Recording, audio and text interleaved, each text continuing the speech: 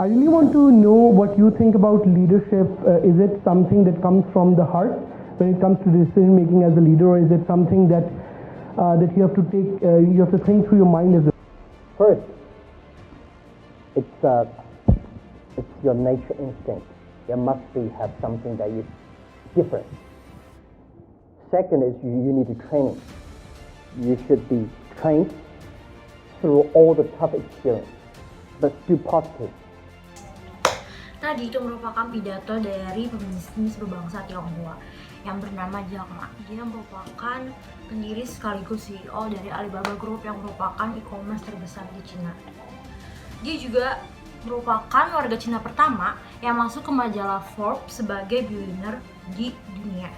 Pada tahun 2015, dia masuk ke dalam jajaran orang yang paling berpengaruh di dunia pada urutan ke-22. And as a CEO, one of the jobs, when everybody's happy, you have to see the unhappy thing. When everybody's unhappy, you have to see the happy thing. So leadership is nature, but you have to train and learn. Mari bicara tentang leadership. Leadership adalah sebuah kemampuan dari seseorang untuk memimpin dan mempengaruhi orang lain dalam hal bekerja, di mana tujuannya itu adalah untuk mencapai suatu target atau goals yang sudah ditentukan sebelumnya. Pemimpin adalah seseorang yang telah diberi kepercayaan menjadi ketua atau kepala dalam suatu sistem di dalam perusahaan atau organisasi. Oleh karena itu, seorang pemimpin harus memiliki skill memandu dan mempengaruhi anggotanya. Seorang pemimpin biasanya terlihat lebih dominan di kelompoknya, entah dari sifatnya maupun sikapnya. Sifat-sifat seorang pemimpin akan dijelaskan oleh teman kita yang bernama Brigita Olivia Liestanto Putri dengan NRP 19103120084. Let's go. Berbicara tentang seorang pemimpin, tidak semua orang dapat menjadi pemimpin yang baik. Pemimpin yang baik harus memiliki beberapa sifat atau karakter. Yang pertama, fokus. Seorang pemimpin yang baik harus bisa mengarahkan timnya untuk mencapai suatu tujuan. Untuk itulah, seorang pemimpin sangat memerlukan fokus yang baik. Baik fokus secara personal maupun fokus secara tim. Harus ada prioritas yang dijadikan tujuan agar sebuah tim tidak kehilangan arah. Yang berikutnya, percaya diri. Sebenarnya kepercayaan diri ini wajib dimiliki setiap anggota tim tanpa terkecuali. Hanya saja ini menjadi sangat penting bagi seorang pemimpin. Karena bagaimana seorang pemimpin dapat memimpin timnya apabila dia tidak memiliki kepercayaan diri? Mustahil, bukan? Yang berikutnya, keterbukaan atau transparansi. Seorang pemimpin bagaikan nahkoda di sebuah kapal atau pilot di sebuah pesawat terbang. Keterbukaan penting dimiliki tim untuk menyelamatkan tim dalam kondisi yang genting. Semakin terbuka pemimpinnya, maka semakin mudah para anggota menyampaikan opininya. Ini akan menjadi bahan bakar yang baik untuk tumbuh kembang suatu tim. Lalu ada sabar. Kesabaran yang dimaksud di sini secara menyeluruh atau secara umum. Permasalahan dalam tim tentulah hal yang biasa, namun tidak semua pemimpin dapat menyikapinya dengan baik. Kesabaran diperlukan seorang pemimpin untuk menjaga pikirannya tetap tenang dan dingin, untuk mendapatkan keputusan yang jernih. Yang terakhir, ada komunikasi yang baik dan pemikiran yang terbuka. Komunikasi yang baik dapat menjadi dasar yang baik bagi sebuah tim. Seorang pemimpin memerlukan skill khusus dalam berkomunikasi. Dilengkapi dengan pemikiran yang terbuka, seorang pemimpin dapat menjadi jembatan yang baik yang dapat mengakomodir segala pemikiran dari setiap anggotanya. Kemampuan ini yang dapat membantu pemimpin untuk membangun fondasi tim yang produktif dan gembira.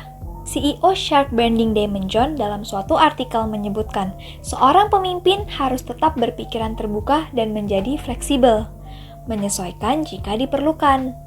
Penting untuk memiliki rencana dan tujuan di awal, namun tidak bersifat statis.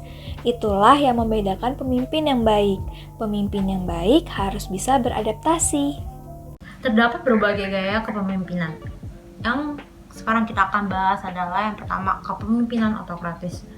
Kepemimpinan ini merupakan kepemimpinan di mana pemimpin bertindak sebagai diktator. Sedangkan yang kedua itu kepemimpinan demokratis. Kepemimpinan demokratis ini merupakan kepemimpinan di mana pemimpinnya menafsirkan hubungan dirinya dengan anggotanya bukan merupakan hubungan antara majikan dengan pembantunya. Baik, lap-lapin. Oke, lu lap-lapin lo. Nanti lu laporan ke gua, kan ada ref kan. Lu lap-lapin, gua main PUBG dulu.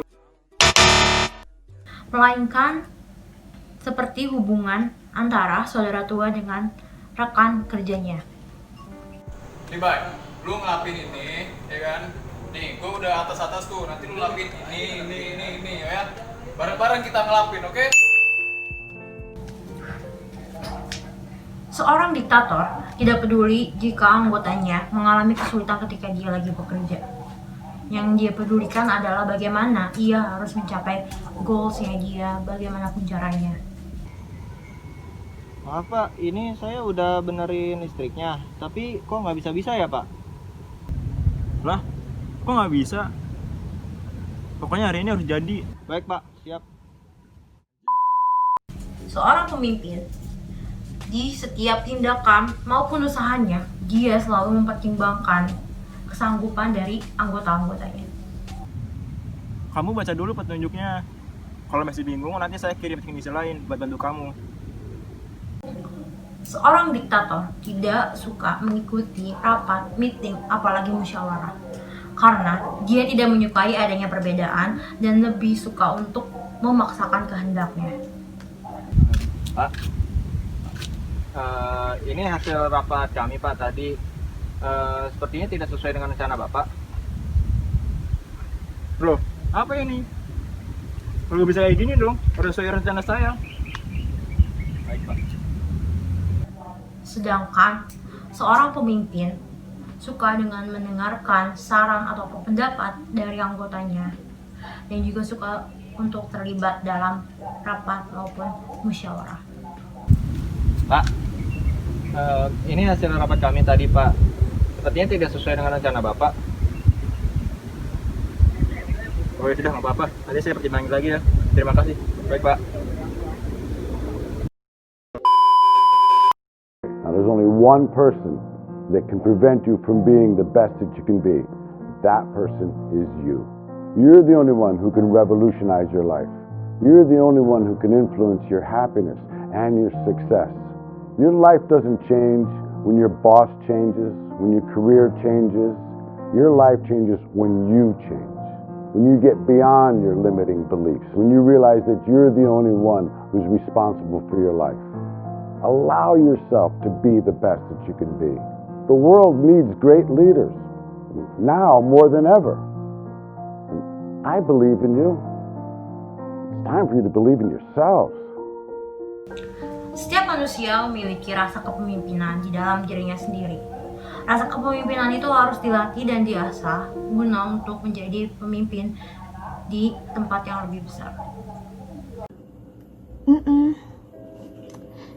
Ya udah, kalau udah selesai kita makan bakso aci. Nah, habis itu lanjut main lagi. Bentar, kenapa nih bunyi-bunyi ya?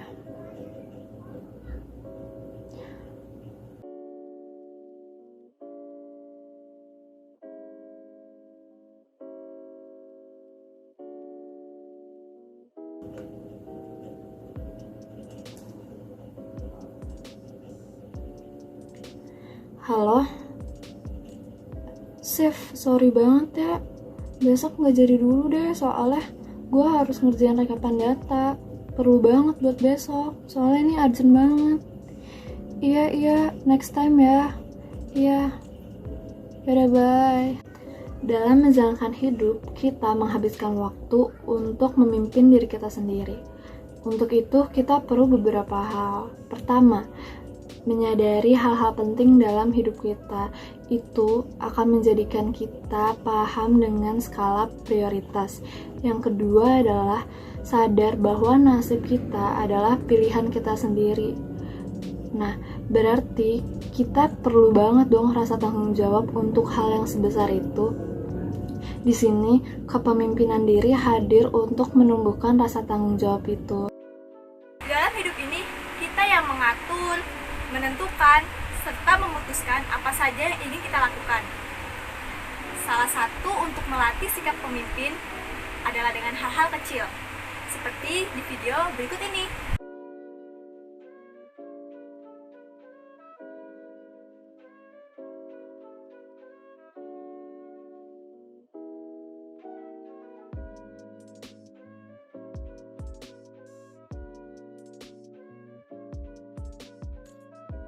Sasa, lo lagi ngapain?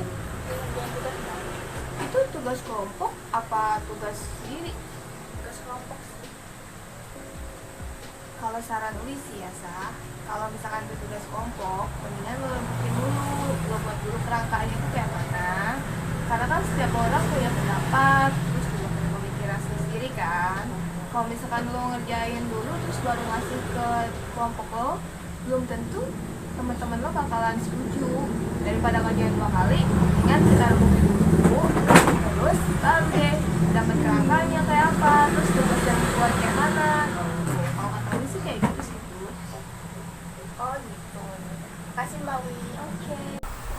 Pemimpinan diri sendiri itu berarti kita mampu mengenal, memotivasi, dan mendukung diri kita sendiri dalam berbagai hal untuk mencapai suatu tujuan. Selain itu, dalam memimpin diri, kita juga harus mendengarkan pendapat orang lain serta masukannya, dan tidak memaksakan kehendak kita. Dasarnya manusia memiliki rasa kepemimpinan dalam dirinya sendiri. Rasa itu harus terus dilatih agar suatu saat nanti ia dapat memimpin dan memandu orang lain. Untuk menjadi pemimpin dalam suatu kelompok, seseorang harus memiliki rasa tanggung jawab yang tinggi agar ia mendapatkan kepercayaan dari orang lain, sehingga mereka dapat bekerja di bawah pimpinannya.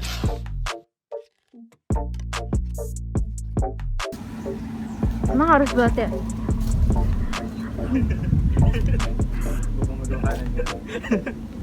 Dimana tujuannya itu adalah untuk mencapai suatu target atau goals yang sudah ditentukan sebelumnya. Itu adalah definisi leadership. Sotoy.